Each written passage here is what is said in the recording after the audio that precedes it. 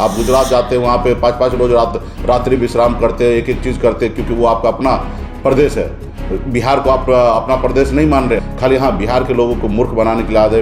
अंत होगा, सबका अंत होता है। नमस्कार, आप लाइव सिटीज देख रहे हैं, मैं हूं जय शुक्ला। लोकसभा चुनाव की सरगर्मी के बीच नरेंद्र मोदी पर हमलों का दौर जारी है। प्रधानमंत्री नरेंद्र मोदी के भाषणों को लेकर, चुनावी जनसभाओं को लेकर एक तरफ जहां तेजस्वी यादव हमलावर है, तो दूसरी तरफ उनके सहयोगी मुकेश सहनी ने अब नरेंद्र मोदी को लेकर कई बड़ी बातें कह दी हैं। मुकेश सहनी ने ऐसी ऐसी बातें कह दी हैं जिसे सुनने के बाद बीजेपी के नेताओं को गुस्सा आ सकता है। अब नरेंद्र मोदी को लेकर मुकेश सहनी ऐसा क्यों कह रहे हैं कि क्या आप मणिपुर के पीएम नहीं हैं? मुकेश सहनी ऐसा क्यों कह रहे हैं कि बिहारियों को मूर्ख बना रहे हैं और कुछ नहीं कर रहे हैं? मुकेश सहनी ऐसा क्यों कह रहे हैं कि क्या आपने बिहार में कभी भी एक रात्रि बिताया है? क्या 10 सालों में आपने कभी भी एक प्रेस कॉन्फ्रेंस का आयोजन किया है? तमाम सवालात हैं और कई सारे गंभीर आरोप हैं जो मुकेश सहनी नरेंद्र मोदी पर लगा रहे हैं। जरा सुनिए। इसमें इतना पूरे देश घूम रहे हैं और अपने बगल में मणिपुर नहीं गए हैं, क्या वो हमारे देश का हिस्सा नहीं है?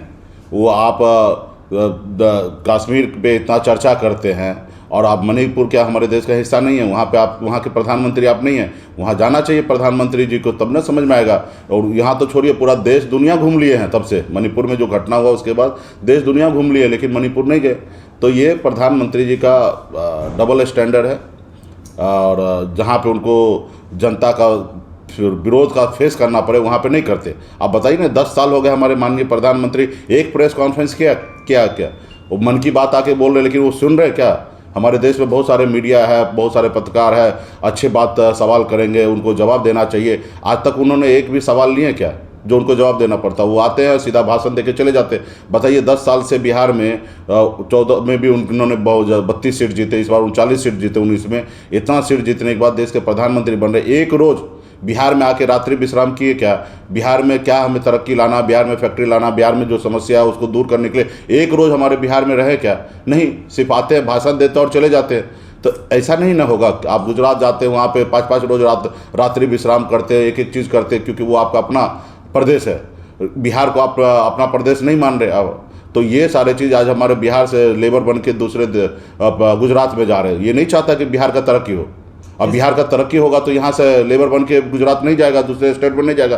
तो इसलिए वो बिहार को तरक्की नहीं देखना चाहते थे। तो बिहार में फैक्ट्री लग जाएगा, बिहार में कारखाने लग जाएंगे, बिहार में जो समस्या उसको दूर करेंगे। नेपाल से पानी जो आता है कोसी में, उसके लिए चैनल बनाएंगे ताकि हमारे बिहार में ये जो हर साल परेशानी होता है वो सबका सामना नहीं करना पड़ेगा। ये कौन करेगा? ये तो देश के प्रधानमंत्री को ही करना चाहिए। कोसी बेसिन प्रोजेक्ट जो है उन्हीं को करना पड़ेगा। तो ये सारे चीज़ें बिहार के ऊपर को बिल्कुल ही फोकस नहीं है।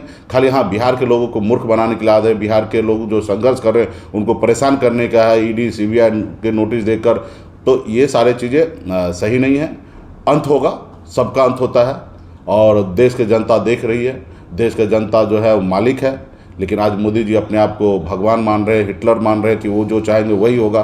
तो ये ऐसा नहीं हो सकता। देश का लोग इस बार सही निर्णय ले रहे हैं और 4 तारीख के बाद देखिए, 4 जून के बाद परिवर्तन आ। तो सुना आपने, सियासत के बीच नरेंद्र मोदी पर बड़ा हमला है मुकेश सहनी का और कई सारे सवाल दाग दिए हैं। मणिपुर की घटना को लेकर गाहे बगाहे सवाल उठते रहे हैं। मणिपुर में क्या कुछ हुआ आपने देखा, और उस घटना के बाद नरेंद्र मोदी का वहां नहीं जाना विपक्ष के नेताओं को बैठे बिठाए एक मुद्दा देने के बराबर हो गया और चुनाव में इस मुद्दे को खूब उठाया भी जा रहा है। कहा जा रहा है मुकेश सहनी की ओर से कि प्रधानमंत्री बिहार में आते हैं, सिर्फ वादे करके जाते हैं, लेकिन काम कुछ नहीं करते, बिहारियों को मूर्ख बनाने का काम करते हैं। अगर ऐसा नहीं होता तो गुजरात कहां है और बिहार कहां है, यह आप देख लीजिए। गुजरात में जाकर 4-4, 5-5 दिन स्टे करते हैं, नाइट स्टे करते हैं, लेकिन बिहार में क्या आपने कभी भी एक रात्रि बिताई है? क्या बिहार को जानने की कोशिश की है? क्या बिहार को जानने के बिहार के हालात पर आपने कभी मंथन करने की कोशिश की है कि यहां बाढ़ क्यों आता है, यहां गरीबी क्यों है, यहां बेरोजगारी क्यों है और यहां के लोग पलायन क्यों कर जाते हैं? क्या इस पर कभी आपने बात की है? बहुत सारे सवालात हैं और इन सवालों का जवाब बीजेपी के नेताओं को देना जरूर चाहिए। बने रहें लाइव सिटीज के साथ। धन्यवाद।